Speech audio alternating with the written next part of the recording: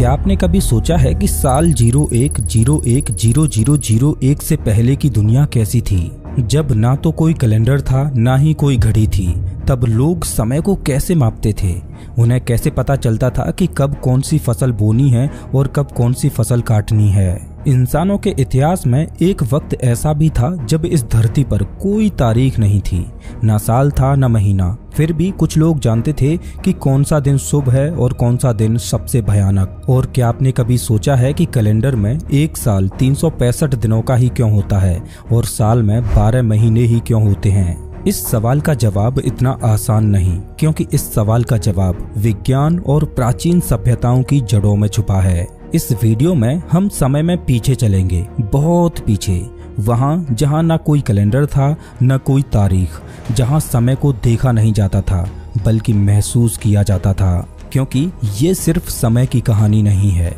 ये इंसान की सोच, उसकी कल्पना और उसके अस्तित्व की कहानी है। और एक चेतावनी, इस वीडियो में आप जो कुछ भी जानने वाले हैं वो शायद आपकी आज की समय की सोच को पूरी तरह से बदल दे। नमस्कार दोस्तों, मैं हूं श्याम तोमर, स्वागत करता हूं आपका इस वीडियो में। एक सवाल जो इतिहासकारों से लेकर वैज्ञानिकों तक किसी के पास उसका पूरा जवाब नहीं है। सवाल ये नहीं है कि इंसान ने घड़ी कब बनाई, सवाल ये है कि जब घड़ी नहीं थी तो तब समय चलता कैसे था। कल्पना कीजिए, आपकी आंख एक ऐसी दुनिया में खुलती हैं जहां कोई तारीख नहीं होती, कोई सोमवार नहीं, कोई नया साल नहीं और ना ही घड़ियां या कैलेंडर। आपको नहीं पता आज कौन सा दिन है या यहाँ तक कि साल कौन सा है। तो आपके लिए वो दुनिया कैसी होगी? आप अपनी यात्रा या कोई मीटिंग कैसे प्लान करोगे? आप अपना जन्मदिन कब मनाओगे? आप नए साल का जश्न कब मनाओगे?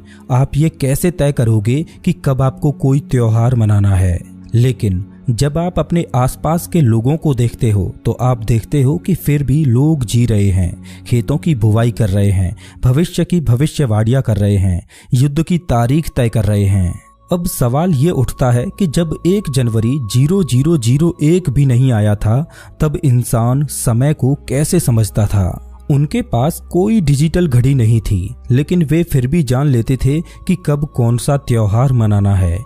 कैसे? क्या उन्होंने सितारों से बात की थी या कोई और रहस्यमय तरीका था जिससे वे वक्त को पकड़ पाते थे? कुछ लोगों का मानना है कि हमारे पूर्वजों के पास कोई छुपा हुआ ज्ञान था जिसे वक्त के साथ खो दिया गया। क्या हम उस ज्ञान को वापस खोज पाएंगे? क्या कभी आपने ये महसूस किया है कि घड़ी की टिक टिक असल में आपकी रूह पर एक कैद है? हम सोचते हैं कि हम समय को मापते हैं, लेकिन क्या सच ये नहीं कि समय हमें मापता है? हम मानते हैं कि समय की शुरुआत 1 जनवरी 0001 से हुई थी, लेकिन वो सिर्फ वो पल था जब इंसानों ने उसे बांधने की कोशिश की थी। असल में समय उससे बहुत पहले श्वास ले चुका था, पर उसकी भाषा कोई नहीं जानता था। हजारों साल पहले जब इंसान आसमान की ओर देखते तो उन्हें कुछ बदलाव महसूस होते, जैसे रात में चांद का दिन प्रतिदिन छोटा या बड़ा होना, दिन में सूरज का एक दिशा से निकलकर दूसरी दिशा में अस्त होना, रात में तारों की स्थिति का बदलना। आसमान में होने वाले ये बदलाव कुछ और नहीं बल्कि समय की अनुभूति थे। ऐसा पहली बार था जब उन लोगों ने समय को पहचानने और उसे जानने की कोशिश की थी, लेकिन सवाल ये था कि वो इस वक्त को कैसे बांधें। अब उसे चाहिए था कोई ऐसा तरीका जिससे वो इस वक्त को छू सके, उसे स्थिर कर सके और उसके अनुसार चल सके। और यहीं से शुरुआत हुई इंसान के पहले टाइम मशीन की, जिसे आज हम घड़ी बोलते हैं। वो कोई धातु की घड़ी नहीं थी, ना ही कोई कंपास, वो थे महज पत्थर।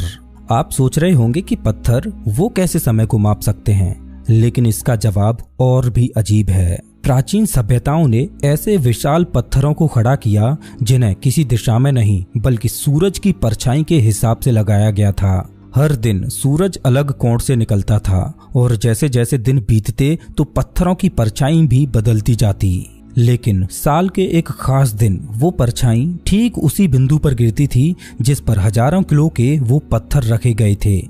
आप इसे क्या कहोगे, एक संयोग या किसी रहस्य की कुंजी?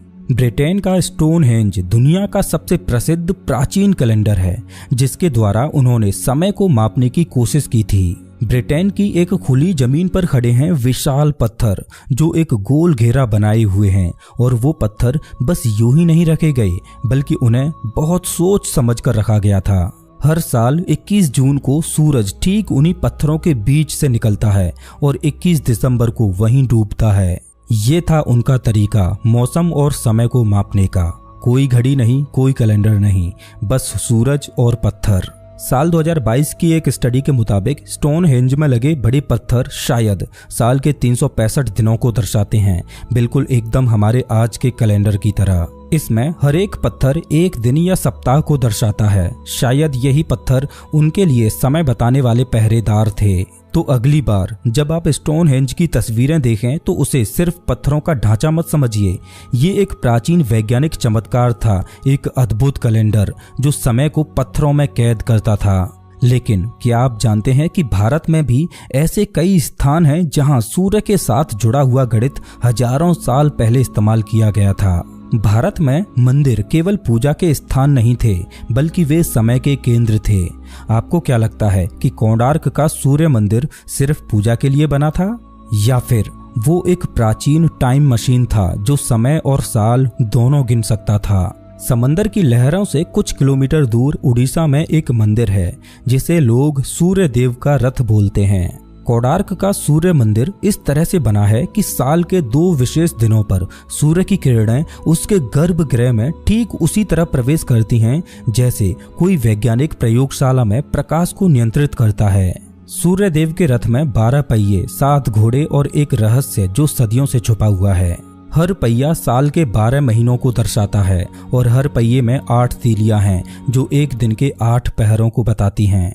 आपको बता दूं कि जिस तरह से आज हम समय को घंटों में मापते हैं, उसी तरह प्राचीन भारत में हमारे पूर्वज समय को पहरों में मापते थे। अब सुनिए एक कमाल की बात। इन पहियों पर सूरज की छाया गिरती है और इससे दिन का समय मापा जा सकता है। जिस समय दुनिया घड़ी बनाना भी नहीं जानती थी, उस समय हमारे पूर्वज पत्थरों से समय को पढ़ रहे थे। ये कोई कला नहीं थी बल्कि ये विज्ञान था, और वो भी हमारे ही देश की जमीन पर। ये सिर्फ कला नहीं थी, ये टाइम इंजीनियरिंग थी। कल्पना कीजिए कि आप 5000 साल पहले के किसी कबीले में हैं। आप जवान हैं और आपको बताया गया है कि जैसे ही सूर्य की परछाई उस तीसरे पत्थर को छूती है तभी अगली ऋतु शुरू होगी। कोई घड़ी नहीं, कोई मोबाइल अलर्ट नहीं, बस एक परछाई, और उस पर आपकी पूरी सभ्यता का भविष्य निर्भर करता है। अब सवाल ये आता है कि प्राचीन समय में पत्थर भी समय की भाषा बोलते थे, लेकिन क्या वो भाषा आज भी जीवित है, या हमने उस ज्ञान को खो दिया है और अब हम सिर्फ मशीनों पर ही भरोसा करने लगे हैं? जब प्राचीन मानव ने पहली बार आकाश की ओर देखा तो उसने महसूस किया कि कुछ है जो रोज बदलता है। हर रात चांद एक नया रूप धारण करता, एक पतली रेखा से लेकर एक चमकते गोले तक, और फिर धीरे धीरे मिट जाता। ये बदलाव सिर्फ सौंदर्य नहीं था, ये था समय का पहला संकेत। हजारों साल पहले जब न तो घड़ियां थीं और न ही तारीख हैं, तब इंसानों ने चांद को समय मापने के उपकरण के रूप में अपनाया। चांद का 29.5 दिनों का एक पूरा चक्र, अमावस्या से पूर्णिमा और फिर पूर्णिमा से अमावस्या, यही बना दुनिया का पहला कैलेंडर जिसे लूनर कैलेंडर बोला जाता है। भारत में पंचांग प्रणाली में तिथि और पक्ष जैसी संकल्पनाएं चंद्र गति से जुड़ी थीं। यह कैलेंडर केवल समय की माप नहीं था, यह सामाजिक, धार्मिक और कृषि जीवन का आधार बन गया। त्योहार, व्रत, विवाह सब चांद के अनुसार तय होते थे। लेकिन चांद के अलावा एक और खगोलीय शक्ति समय को दर्शा रही थी, सूर्य। सूर्य का एक चक्र लगभग 365 दिन लंबा होता है। वो स्थिर था, सटीक था। यही कारण था कि मिस्र और रोमन सभ्यताओं ने सौर कैलेंडर को अपनाया। अब सवाल उठता है कि एक तरफ चांद था जो 29.5 दिनों में अपना एक चक्र पूरा कर रहा था, तो दूसरी ओर सूर्य था जिसको अलग अलग ऋतुओं के एक चक्र को पूरा करने में लगभग 365 दिन लग रहे थे। तो ऐसे में कौन सा कैलेंडर अधिक प्राकृतिक था? लेकिन भारत ने दोनों के बीच संतुलन बनाया। चंद्र और सौर दोनों को मिलाकर एक कैलेंडर बनाया जिसे लूनीसौर कैलेंडर बोला जाता है। और इस कैलेंडर में हर 32.5 महीनों में एक अधिमास जोड़ा जाता है, यानी एक महीना अलग से जोड़ा जाता है ताकि चंद्र वर्ष सौर वर्ष से मेल खा सके। इसे समझने के लिए प्राचीन विद्वान खगोलीय गणनाओं का प्रयोग करते थे। आज के समय में वैश्विक व्यापार और तकनीक के लिए सूर्य पर आधारित कैलेंडर जरूरी है, लेकिन हमारी आत्मा और संस्कृति अब भी चंद्रमा की ओर झुकी है। इसीलिए होली, दीपावली, सभी त्योहार आज भी चंद्र तिथियों से तय होते हैं। जब पश्चिमी सभ्यताएं साल, महीनों और तारीखों को लेकर संघर्ष कर रही थीं, तब भारत के ऋषि समय को युगों में माप रहे थे। वे जानते थे कि समय केवल एक रेखा नहीं बल्कि एक चक्र है, और इसी चक्र को समझने के लिए उन्होंने रचा वेदांग ज्योतिष। यह सिर्फ एक ज्योतिष ग्रंथ नहीं था, बल्कि यह समय की वैज्ञानिक व्याख्या थी। इसमें पृथ्वी की गति, सूर्य की स्थिति, चंद्रमा की कलाएं, ग्रहों की चाल, सब कुछ जोड़कर एक जटिल लेकिन सटीक प्रणाली बनाई गई थी। ये गणनाएं इतनी सटीक थीं कि आधुनिक विज्ञान ने भी बाद में इन्हें सत्यापित किया। प्राचीन भारत में ऋषियों ने समय को सिर्फ पल नहीं माना, उन्होंने उसे ऊर्जा का प्रवाह समझा। आज जब हम घड़ी की ओर देखते हैं तो हम एक नंबर देखते हैं, लेकिन जब वे आकाश की ओर देखते थे तो उन्हें एक चक्र दिखता था जो जीवन, मृत्यु और पुनर्जन्म की लय को दर्शाता था। आज के समय में हर वर्ष की शुरुआत एक आतिशबाजी के साथ होती है। 1 जनवरी को हम जश्न मनाते हैं, गिनती करते हैं और मानते हैं कि समय ने एक नया चक्र शुरू किया है, जिसे हम नए साल की शुरुआत बोलते हैं। लेकिन क्या आपने कभी ये सोचा है कि ये तारीख आखिर आई कहाँ से? दरअसल 46 ईसा पूर्व में, यानी 1 जनवरी साल 0001 से 46 साल पहले, जूलियस सीजर ने देखा कि रोमन कैलेंडर अराजकता में था। खेती के समय गड़बड़ा रहे थे, धार्मिक आयोजन बिगड़ रहे थे। इस समस्या को हल करने के लिए उन्होंने एक नया कैलेंडर प्रस्तुत किया जिसका नाम था जूलियन कैलेंडर।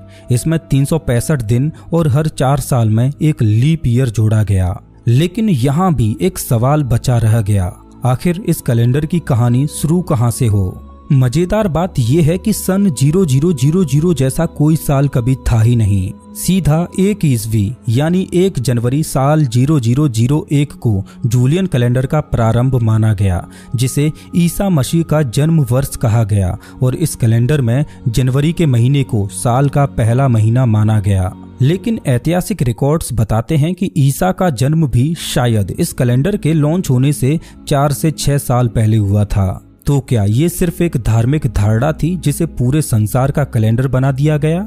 सदियों तक ये जूलियन कैलेंडर चलता रहा, लेकिन 1500 वर्षों में उसमें 10 दिन का अंतर आ गया था और अब जरूरत थी इस कैलेंडर में सुधार करने की।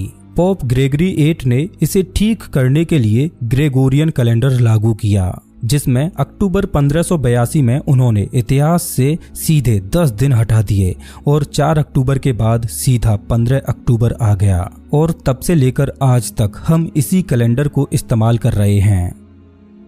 चलिए अब जानते हैं कि साल में 12 महीने और 1 महीना 30 दिनों का ही क्यों होता है, और जूलियन कैलेंडर में हर 4 साल में एक लीप ईयर क्यों जोड़ा जाता है, जिसमें फरवरी का महीना 29 दिनों का होता है। तो जैसा कि हमने अभी जाना कि प्राचीन समय में हमारे पूर्वजों ने चंद्र और सूर्य की चाल को समझकर ही कैलेंडर बनाए, तो हमें इस सवाल का जवाब भी चंद्र, सूर्य और पृथ्वी की चाल ही दे सकती हैं। तो इस सवाल का जवाब जानने के लिए पृथ्वी से ऊपर उठते हैं और अंतरिक्ष की ओर चलते हैं। जैसे ही अंतरिक्ष से हम पृथ्वी को देखते हैं तो हम देखेंगे कि पृथ्वी अपनी धुरी पर घूम रही है और हर एक 24 घंटे में पृथ्वी अपनी धुरी पर एक बार घूम जाती है, जिसे हम एक दिन कहते हैं।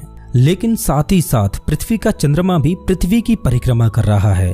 तो ऐसे में जब तक चंद्रमा पृथ्वी का एक चक्र पूरा करता है, तब तक पृथ्वी अपनी धुरी पर 29.5 बार घूम जाती है। मतलब 29.5 दिनों में चंद्रमा पृथ्वी की एक परिक्रमा पूरी करता है। इसे ही एक महीना बोला जाता है, जो कि 30 दिनों का होता है।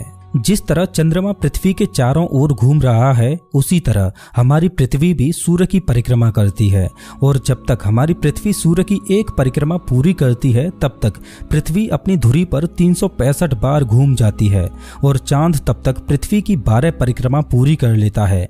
इसी वजह से एक साल 365 दिनों का होता है और साल में 12 महीने होते हैं। लेकिन एक मजेदार बात यह है कि पृथ्वी सूर्य की एक परिक्रमा करते समय 365 दिन से 1/4 और ज्यादा घूम जाती है और 4 सालों में पृथ्वी पूरा एक दिन एक्स्ट्रा घूम लेती है। तो इस अतिरिक्त दिन को कैलेंडर में मैनेज करने के लिए 4 साल में एक बार लीप ईयर को जोड़ा गया, जिसमें फरवरी का महीना 29 दिन का होता है। आपको बता दूं कि हिंदू कैलेंडर, जिसे पंचांग बोला जाता है, वो चंद्र की चाल पर आधारित है, जो 29.5 दिन में अपना एक चक्र पूरा करता है और एक साल में 12 चक्र पूरे करता है। उस हिसाब से पंचांग कैलेंडर में एक साल 354 दिन का होता है। लेकिन सूर्य का एक साल 365.25 दिन में पूरा होता है, तो चंद्र कैलेंडर को सौर कैलेंडर के साथ मेल खाने के लिए उसमें हर एक 2.5 से 3 सालों में एक महीना अधिक जोड़ा जाता है, जिसे अधिक मास भी बोला जाता है। और ये भी बिल्कुल लीप ईयर की तरह ही है, जिसमें एक दिन नहीं बल्कि पूरा एक महीना ही जोड़ा जाता है। आज हम मॉडर्न टेक्नोलॉजी के साथ ये गणनाएं भली भांति कर सकते हैं, लेकिन सोचकर देखिए कि हमारे पूर्वजों ने हजारों साल पहले बिना किसी आधुनिक तकनीक के ये गणनाएं की थीं। इससे आप अंदाजा लगा सकते हो कि हमारे पूर्वजों के पास हजारों साल पहले भी खगोल विज्ञान का कितना गहरा ज्ञान रहा होगा। समय, जो कभी ऋषियों के लिए ब्रह्मांड की धड़कन था, वो अब एक कागज पर दर्ज नंबर बन गया है। हमने उसे इतना बांधा कि हम भूल गए कि समय बाहर से ज्यादा भीतर से चलता है। तो जब अगली बार आप घड़ी देखें या कैलेंडर पर 1 जनवरी को नया साल लिखें, तो एक पल ठहरिए और सोचिए कि क्या आप सच में समय को महसूस कर रहे हैं या सिर्फ किसी और के बनाए सिस्टम का हिस्सा बन गए हैं। समय कभी शुरू नहीं हुआ था और शायद कभी खत्म भी नहीं होगा।